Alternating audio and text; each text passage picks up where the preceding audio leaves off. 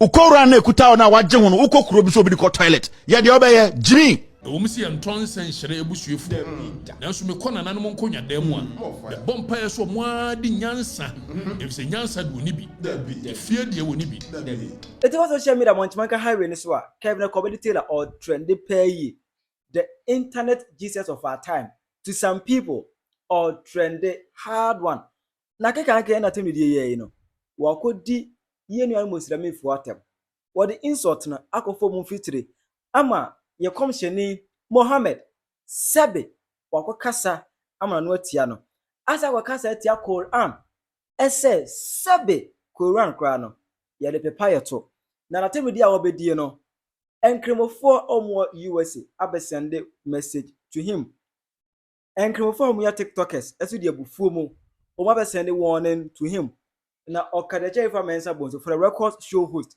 also abesende message wabe fire Kevin Taylor pa everything media wabe reni on these are Muslim brothers and sisters aha Penyah block media mesra say dey mo obe like video and wabe subscribe to myself na be click the notification icon for latest update na be kire wa yenda mama e wo comment better so baso a obe share video mo nua so enya bi ahye etike ni say Kevin Taylor dey kremofo ne kan because obe ka say hard village construction na ye 7 kremofo no opebe mo wo kromo na obe ka say that hard village is all no don kremofo he loves Muslim.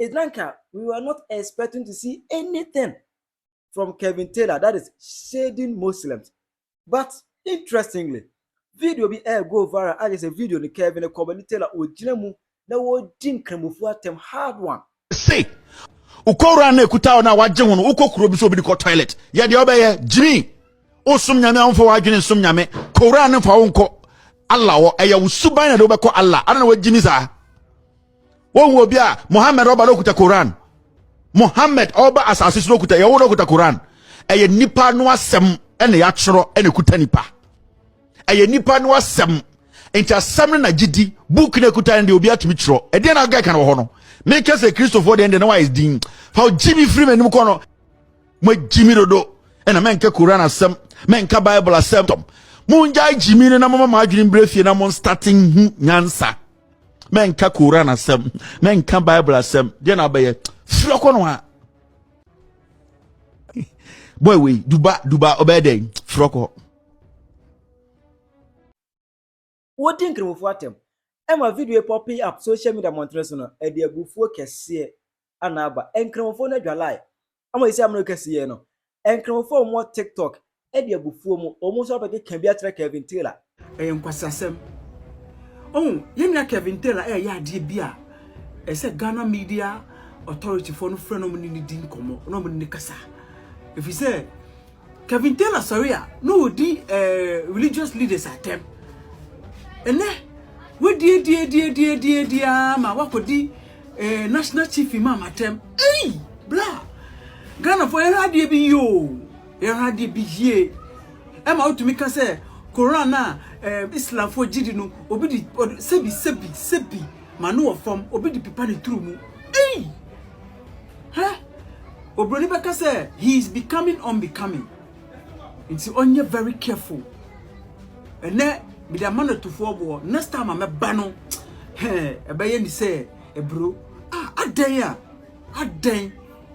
aden we are info we are religious leaders obi e be fa bi obaye no aden national chief man why oden we busi ni ben na sebi wa bobra ti say national chief imam anabo to be the national chief imam me asem we akoso no I think say Ghana Muslim for sorry was asem we hu because enye fair say esukono mati say Kevin Taylor we ti America and I also ti heaven no sorry ena where you say to the extent say we to be sorry ema odi national chief imam atem excuse me say me nye Muslim ni o me nye Muslim ye Christian but asem we hu eye me ya say Kevin Taylor hu say abrochi America na wo no Muslims wo nti we are there so we are very careful. Oh, the reason why say we Okatakyie mu edidi watam no edi children as we didi watam no nkwasiade say nkwasiade say ya so na onim nyansa so obia usoro na odididi nkwofatem na odim pemfatem ena me de sia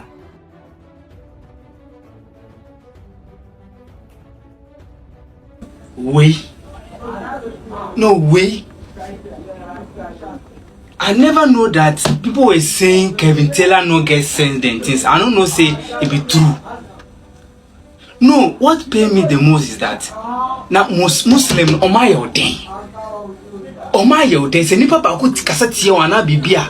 And I will say you have to include everybody inside ana. Maybe so asem. Now me nim say wagyimi sir. So you don't get common sense that you are talking about Quran, our holy Quran. You are attacking our Quran. I mean for burning child. Who name their way? My brother, who name their way at all? The most painful aspect is that you said they are using it like the kind of Quran we are healing. Some people are using it in a village. They are using it to wrap their buttocks or anus. We say, sorry to say it. My brother, you don't get sense. Go and learn sense more.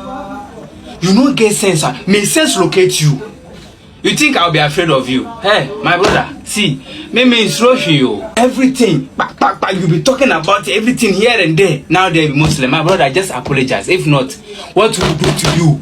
You will not like it. This is your last warning.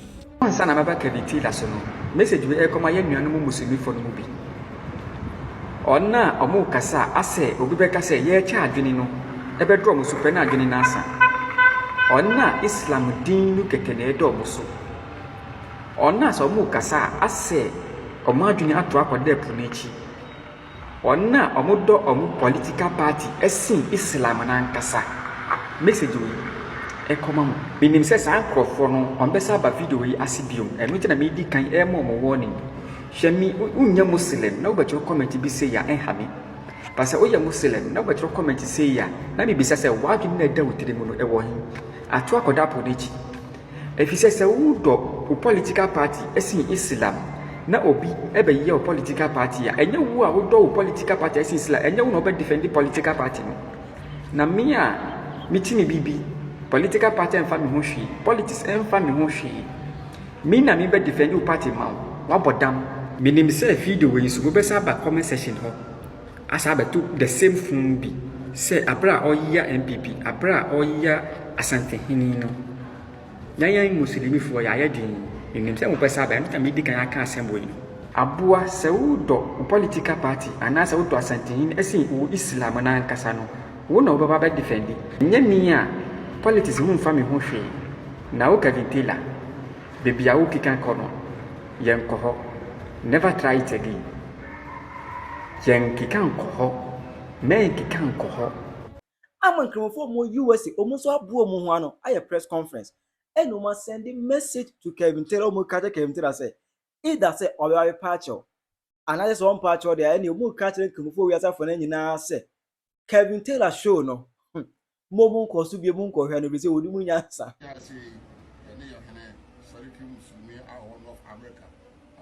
Papa Uza, I didn't pay for any share, sad and ritually. Enya, your pass it, your back Kevin Taylor, and town. Name woman, your more be my money catcher, actually, by being the password trap, the fact ye ain't come for the young smile, and your push in your phone, and your true cry and Quran. Yet does our Quran, every young swimming, every cushion, as in the young and your gabon, will be a moving, and near maybe a fata. When your missus at phone. Now back, now bone could you now the patch over for the chip. And so we did not say one patch of the end patch of and you come before he now your friend allowed Papa Uza. Why I am in all of American and penny for a client, and when Cremophobia did you force it. Will be our work have been taken apart from their which will be a few. Young friend of your young summoner and 2 pound excellent. Next case I walk on our platforms until you never could be our walk to Kevin Taylor. Every the platform, couple time will be no more set.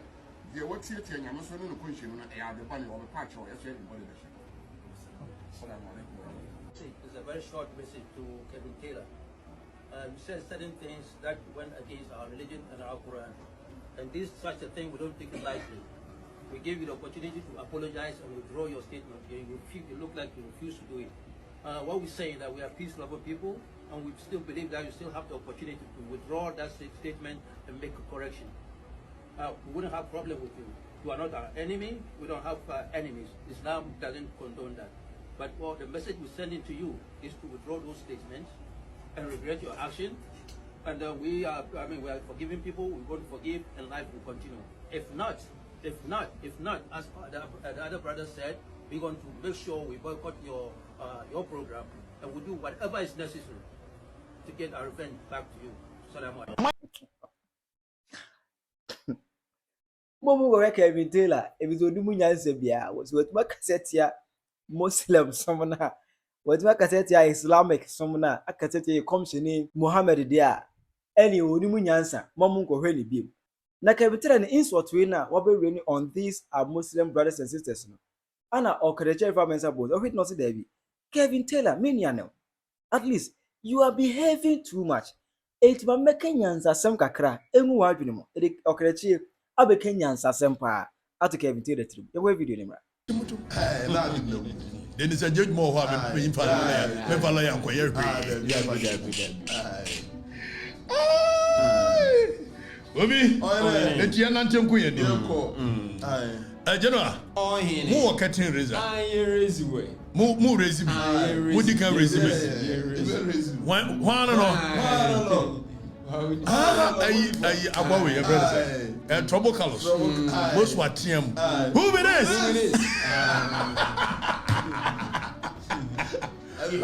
Who be this?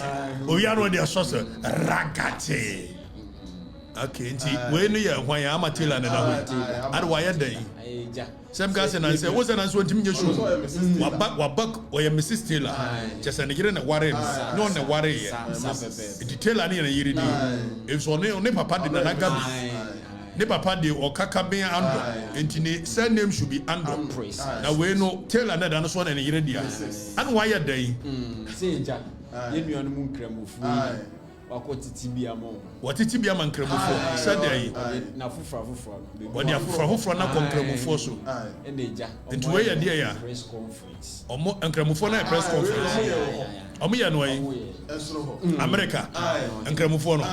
Almost here a dennis, a Danny Bonnie and Jimmy. We are one of America. I like Papa Uza, and then penny for any shah side and ritually. Yawafa said your back Kevin Taylor, and Tano. Name your more be my man catch them, actually, by the class watch that the fact ye and crumble for the young Somalia, and your push in your phone, and your true cry and Quran. Yet Dosa Quran, every young swimming, every cushion, as any young will be a moving, and you may be an infant. When your missus from now back, now bone could go now the patch over by the chair. And so with General Brass at one patch of the end patch original. And the cremo, before he had a fellow alive Papa Uza, why I had all of American and penny for a Cayenne, when Cremophobia did for said, would be our work having tail apart from their would see the fusion. Young Penyah, a young summoner, and 2 pound accident. Next cast I walk on platforms until free near could be our more to Kevin Taylor. Every platform, couple time or Binu said, the what's here, and I'm so no question, and I have the money of a patch or everybody. Foolish social media Muslims. This message is a very short message to Kevin Taylor. And him time. Find me fans some so. You free so. See you too. Obi, and I am come for today. Na enyumbi Lord Bob Cool. One name and Aquabin and the season 1960s. Kwame Nkrumah penso. And were born young. Again, there, Yame, Sanaria Warao. Again, there, Ariam, Sanaria Warao. Again, there, Yame, Sanaria Warao. Again, there, Yame, Sanaria Warao. Near no come for today. Or so can see your fast near me. Someone go for Jataba. And I'm going to see Jataba. Not Jataba and you. When you know my baby. And now no matter I catch them.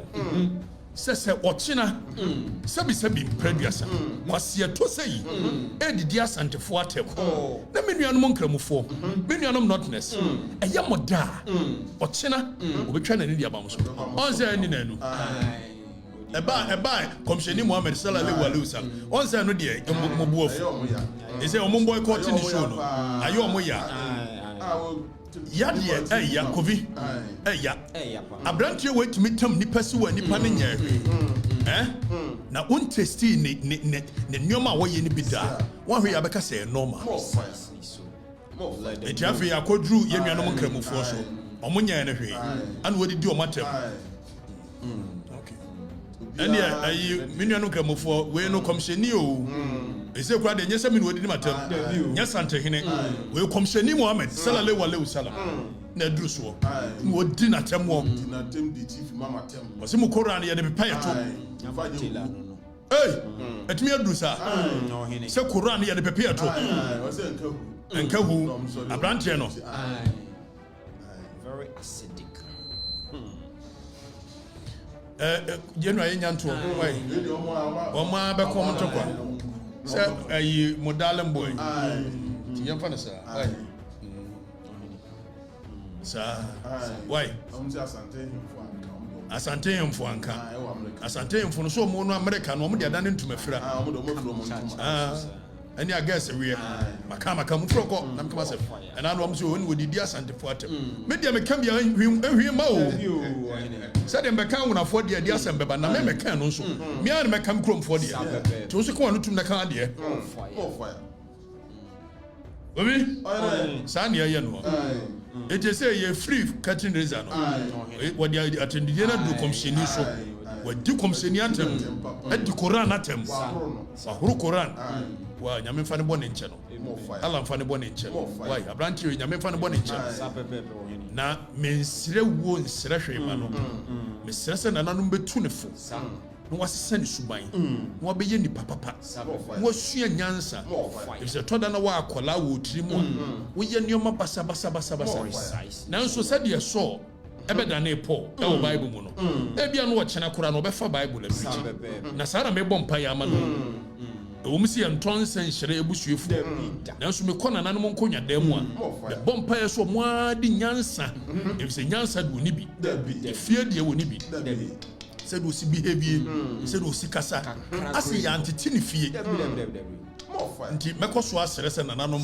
ebe so na da epa be ma ni nyansa said ye kasa na o se me ya bofra me yam nyoma sa bofra enema ni bo ya ba media mu ni ade ni so hia ni ade ni ye bi na wo nyine ko anim na hunu life from different perspective wa na mojahye no president Kufo na ka kire me why you was say usua no ani so nya hia there is something wrong with you na mo nyini kosoro so ani so ne so hye bebre a and also there is something wrong with you o man pani Kufo nyansa ma baba enti me di bia ma no why ai me di nyansa ya ma wo free akade ya chiro nipa govi ye nyini free ho ye tu no fo wontie ye nim so wagyimi nso ntontie entu ko kan proverbs ya proverbs say enka nyansesa mo nkyere okwasea nim se be ye nkwasea de wo no ankasa nani so nanso we de ye bo awrade mpa ye proverbs ne kan nya more fire govi yanku ya nim ensam no de ne de hyase